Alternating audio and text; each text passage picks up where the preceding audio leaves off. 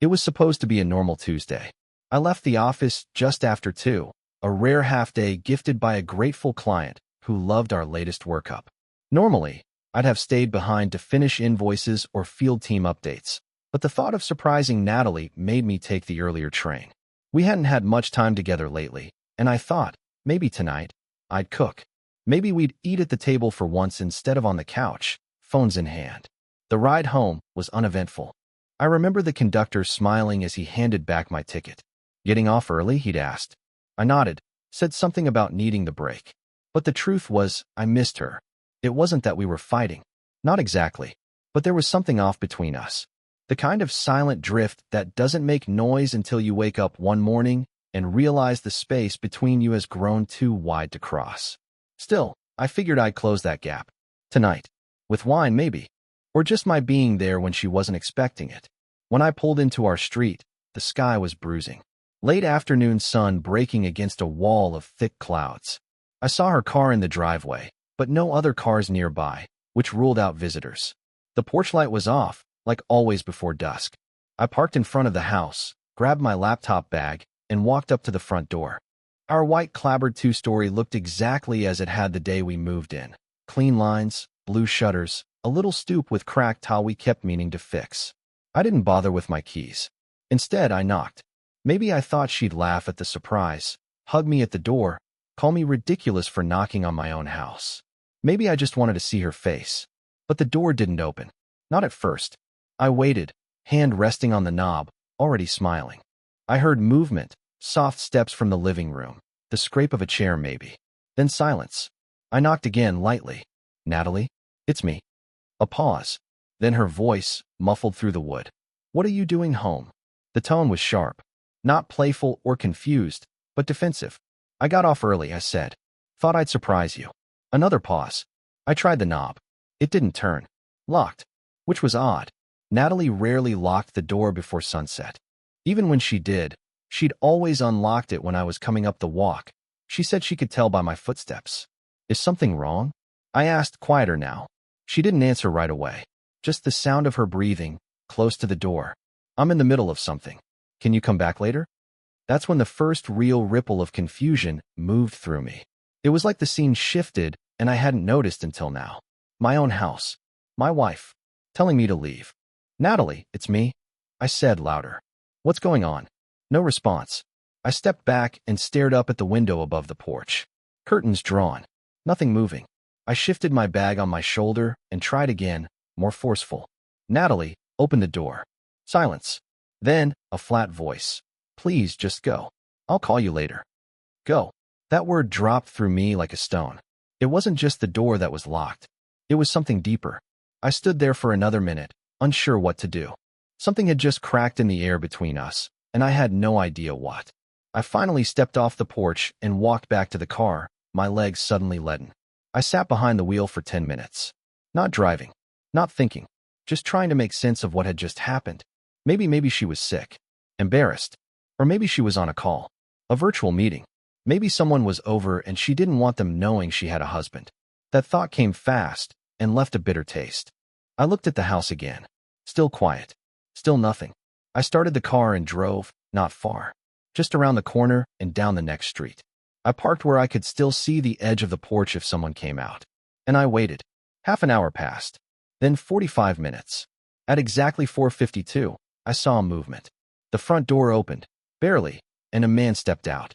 Tall, slender, dressed like he didn't belong on our street. Expensive coat, tailored slacks, hair slicked with intention. He glanced left and right, like he was checking for something, or someone, then pulled the collar of his coat up and walked briskly toward a waiting Uber at the curb. Natalie didn't appear, not even in the window. I stayed frozen in my car, hands gripping the wheel, breath shallow. The Uber drove off. I waited another minute before circling the block and pulling into the driveway again. This time, the house felt different. Colder. I walked up again and tried the knob. Still locked. I knocked once hard. "Natalie." No answer. I saw him. A pause. Then her voice, quiet now, almost like she was deflating. "I'll explain. Later." Later. The same word people use when they plan to never talk about it again. I didn't respond. I turned and left. This time, I didn't stop at the corner. I drove, past the park, past the library, down into the old parts of town where I used to kill time in college.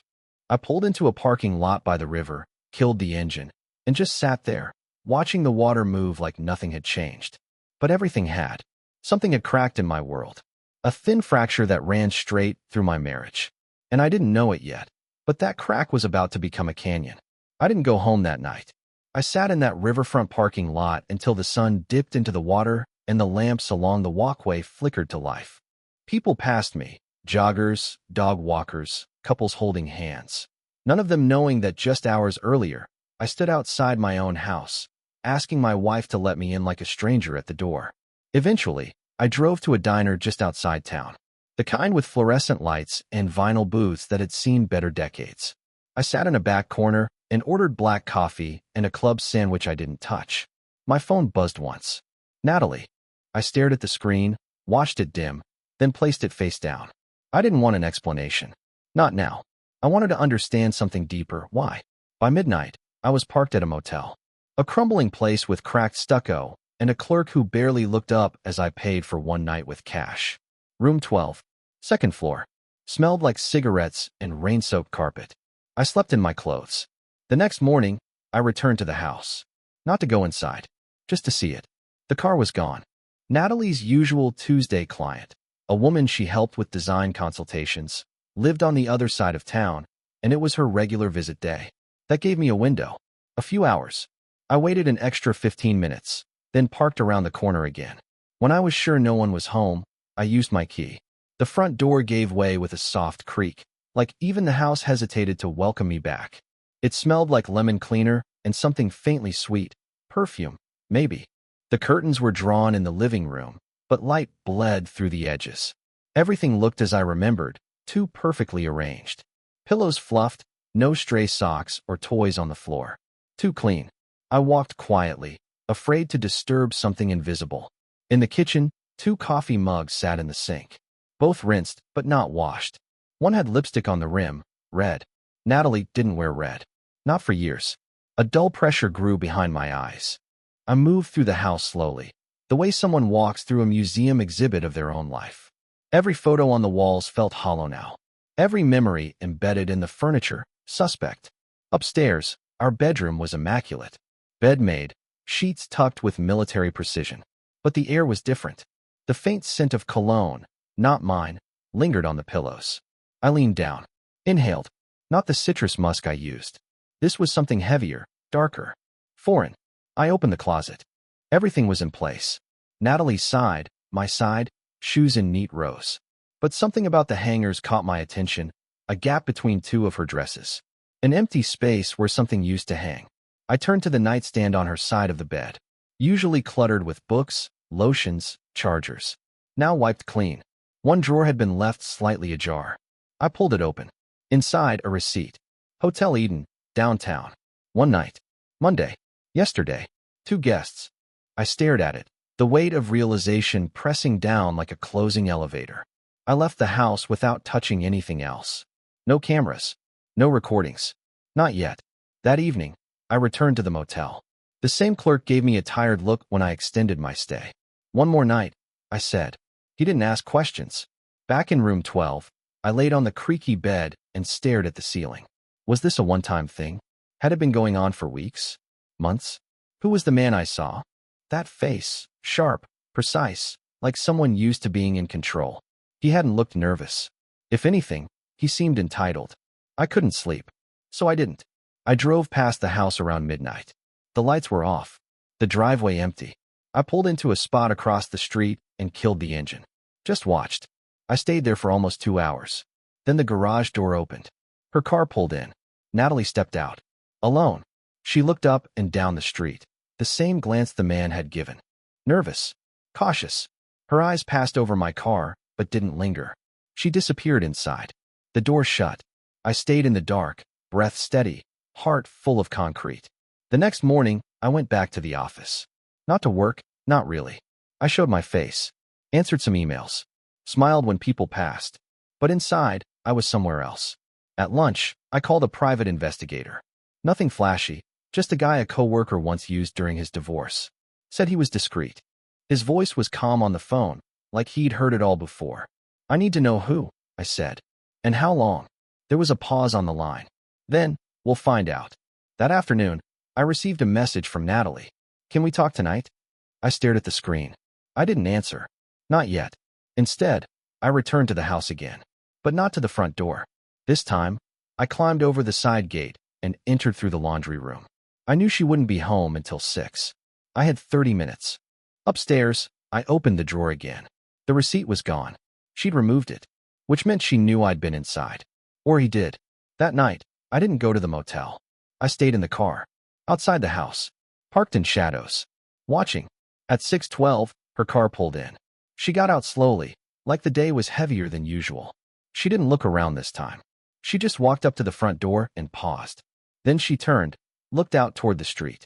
Her eyes passed over the spot where I sat in darkness. For a second, I swear they landed on me. And she froze. The porch light flickered on behind her. And then she went inside. Without knocking. Without hesitation. Without guilt. But for the first time, her shoulders looked heavier. Like someone who knew they were being watched. I stayed there another hour. Then my phone buzzed again. Natalie, I'm sorry. Please come home. I'll tell you everything. And just as I was about to reply, just as I reached for the screen, a car pulled up behind me. Headlights off. Tinted windows. It stopped in the middle of the street. Didn't move. Didn't honk. Just waited. My heart climbed into my throat. Because the car wasn't hers. And I wasn't sure who was inside. But they were watching me. Right then, I realized something. This wasn't just about infidelity. Something deeper was unfolding. And I had just stepped into the middle of it. I didn't move. The car behind me sat idling, a quiet beast with its lights off and windows darkened. In the rearview mirror, all I could see was its silhouette, sleek, low, expensive. Not the kind of vehicle you overlook. Not the kind you expect to see idling in the middle of a quiet street after sundown. I killed the screen on my phone, Natalie's message vanishing into the black, and eased lower in the seat. A full minute passed. The car didn't move. Neither did I. My knuckles whitened on the steering wheel. Maybe I was being paranoid.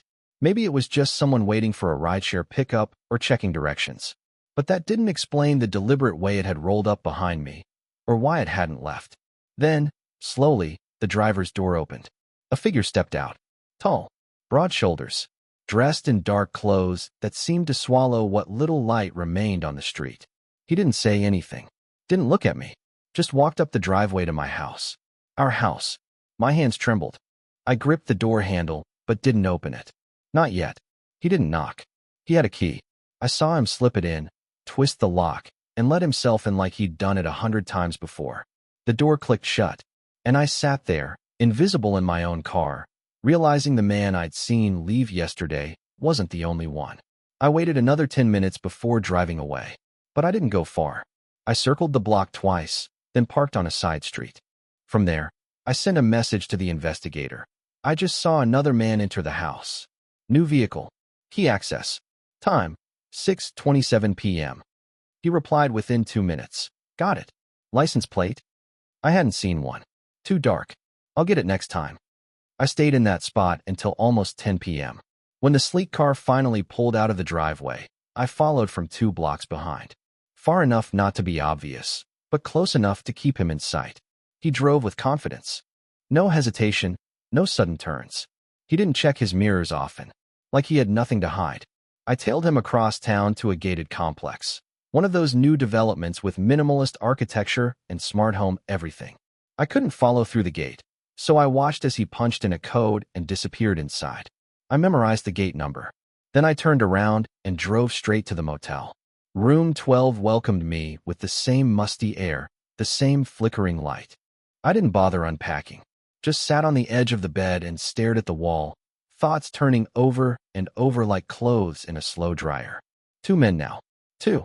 And Natalie had a key made for at least one of them. My phone buzzed again. A new message from her. Please, I just need to explain. Can we talk tomorrow? After work? I didn't reply. I didn't know how. Because every time I thought I'd touched the bottom of this, another floor gave way beneath me. By morning, I'd made a decision. No more waiting.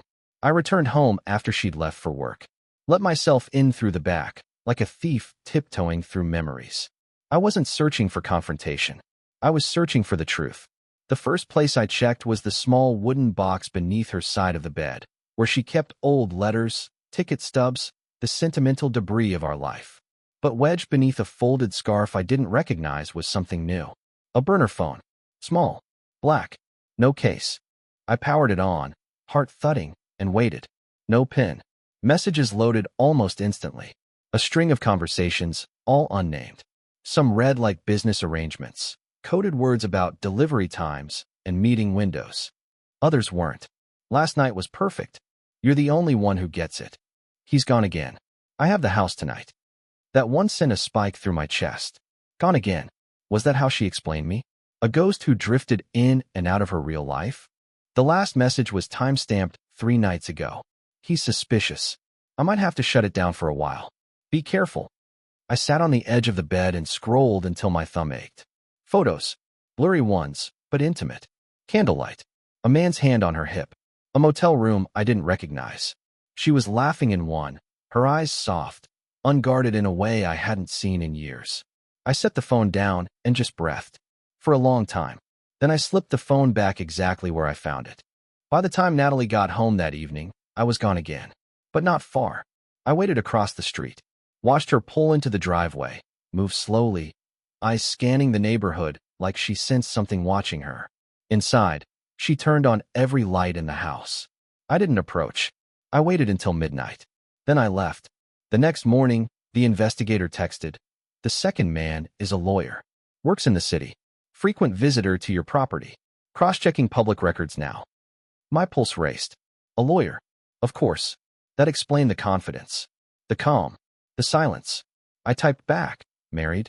A moment later, divorced. No kids. Moved here 18 months ago. So this wasn't some one-night thing. It was long. Intentional. Possibly planned. I couldn't go to work. Couldn't even pretend to function. I walked. Through the park. Past the old bookstore where Natalie and I had first met. Past the bench where we'd sat drinking hot chocolate on our first snow day as a couple. All of it felt like props from a stage play I no longer believed in. By afternoon, I returned to the house again. This time, I searched more thoroughly. Every drawer, every file. And that's when I found it. A folder buried in the desk cabinet behind tax documents. Inside, a set of printed emails. All between Natalie and someone named M. The content was chilling. They talked about next steps. About timing. About things like liquidation of assets and emotional preparation. Then I saw my name. He's close to cracking. One more push, and he might walk away on his own. Cleaner that way. The walls of the house closed in around me. I suddenly couldn't breathe. I staggered outside, into the open air, where the sky hung low and gray like a held breath. She was trying to make me leave. Not just emotionally. Legally. Financially.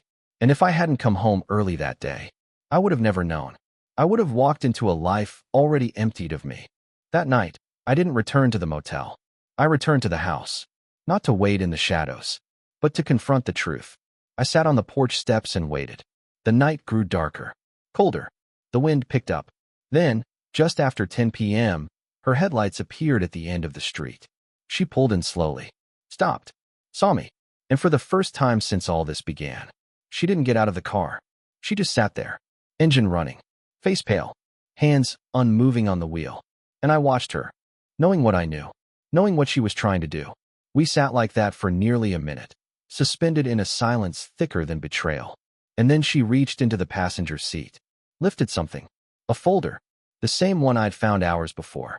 And held it up, like a silent confession. That's when I realized. She knew I knew. And she had one more move left. She didn't move. Not for a full 60 seconds.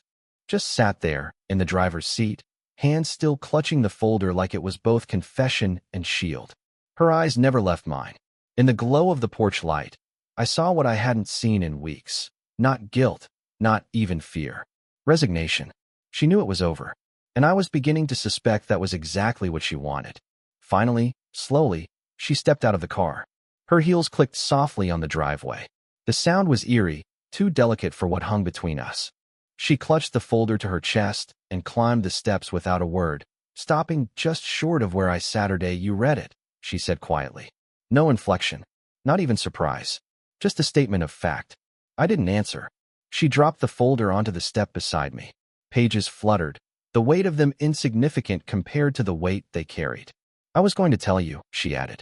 Still, I said nothing. She sat beside me then, not close.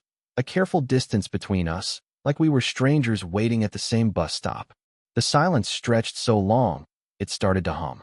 Then, it wasn't supposed to happen like this. I turned to her. How was it supposed to happen, Natalie? I leave one morning and come home to a sold house and divorce papers on the counter? She flinched, barely, but didn't deny it. I didn't want to hurt you. A bitter laugh escaped me before I could stop it. You just wanted me to disappear. Quietly. Conveniently. Her eyes darted away. I was trying to make it clean. You don't deserve a messy ending. Funny, I muttered. I didn't realize you got to decide how this ended. We sat like that for another stretch of time, me breathing hard, her looking anywhere but at me. The chill of the night crawled through my jacket, but I didn't move. Then I asked the question that had burned behind everything else. Was it him? The lawyer? Her silence was answer enough. How long? She exhaled slowly, like she'd rehearsed this. 10 months. 10 months.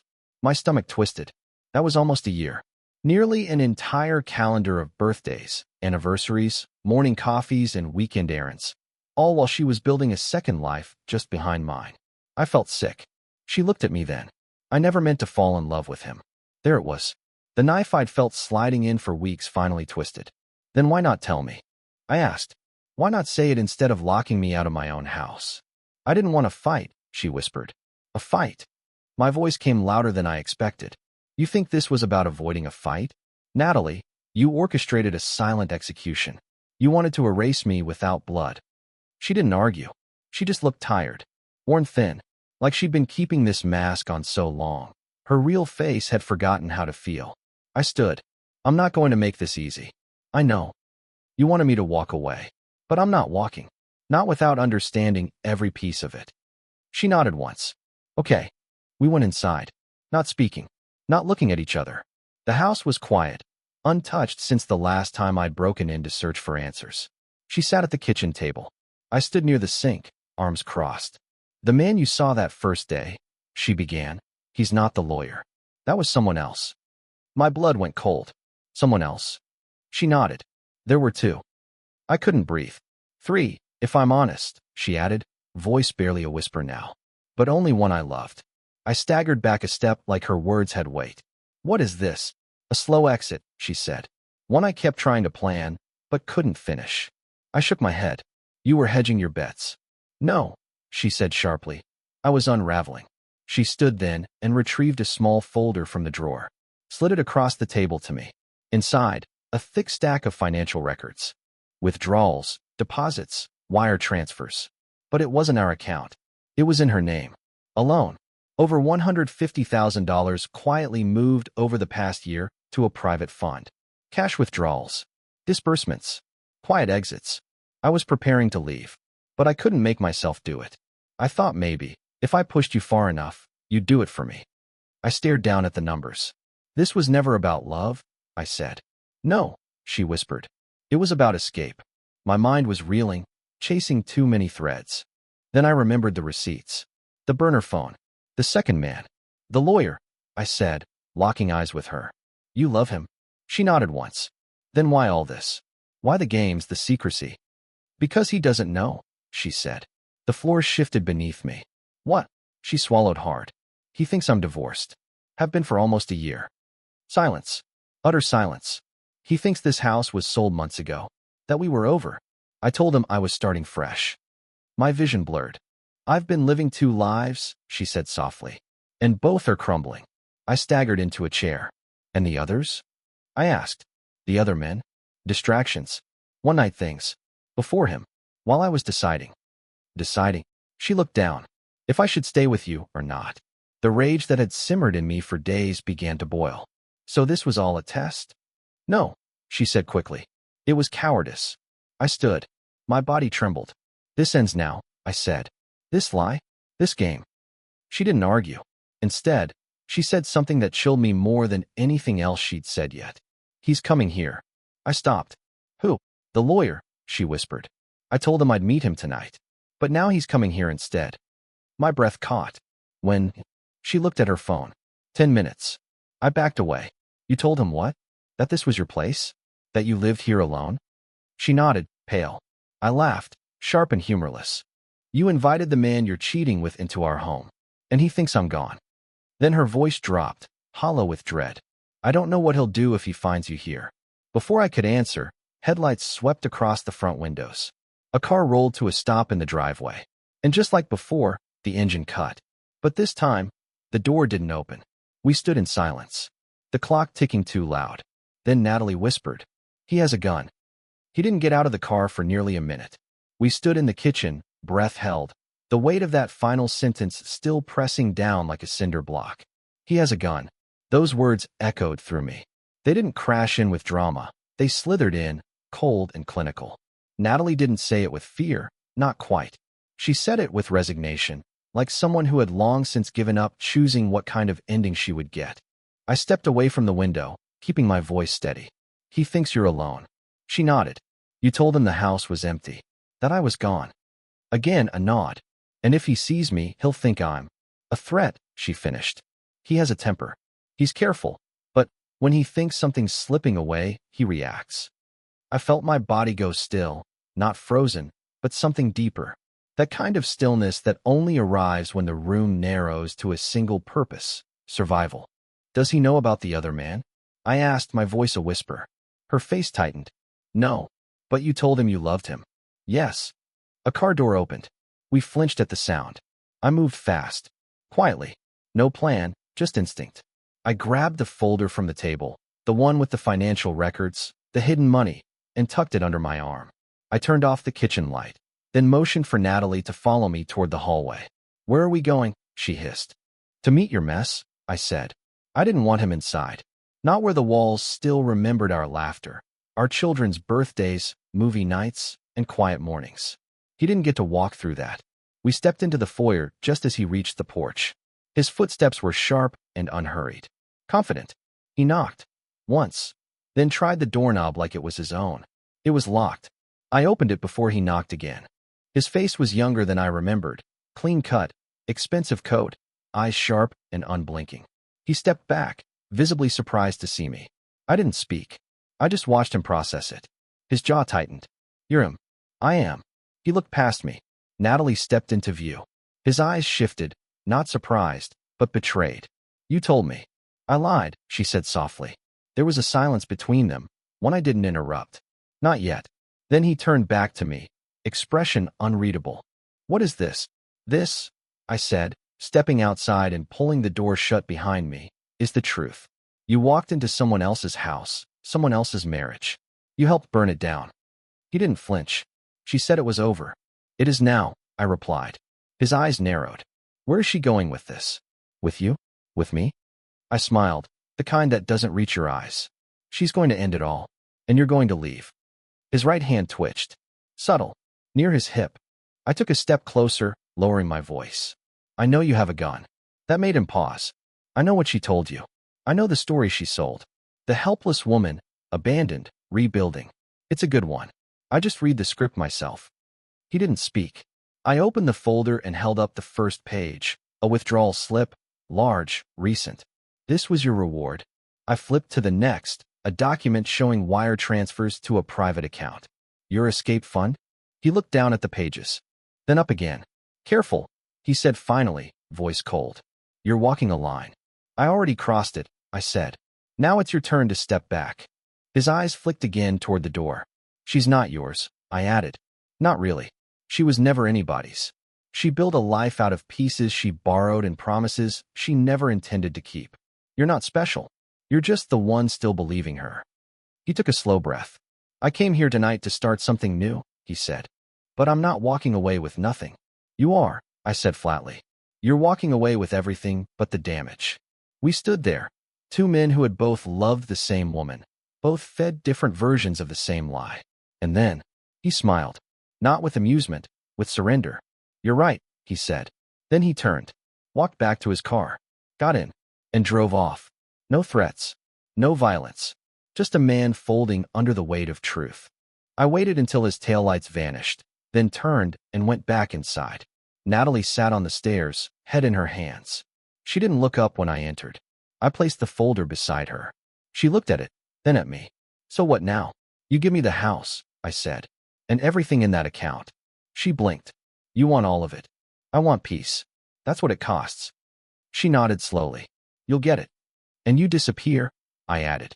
Quietly. No tears. No explanations. You vanish from this story like you never belonged here to begin with. Another pause. I deserve that, she whispered. I didn't agree, but I didn't argue. I walked past her, up the stairs, and packed a single bag. Just essentials. Nothing sentimental. Downstairs again, she hadn't moved. I stopped in the foyer. One more thing, I said. She looked up. Was any of it real? Her eyes softened. Some. That's the worst part, I said. Then I left. In the weeks that followed, the paperwork came through. The deed transferred. The funds were liquidated and signed over without contest. She was gone by the time the ink dried. No goodbye, no letter. The private investigator later confirmed the second man had left the city, changed jobs, moved south. I never saw him again. I sold the house, moved into a small apartment closer to the city. Smaller, simpler, clean. I kept the folder, not out of bitterness, but as a reminder. The kind of thing you don't look at often, but never throw away. Closure isn't always fireworks or catharsis. Sometimes, it's just a door clicking shut behind you for the last time, and silence that no longer hurts.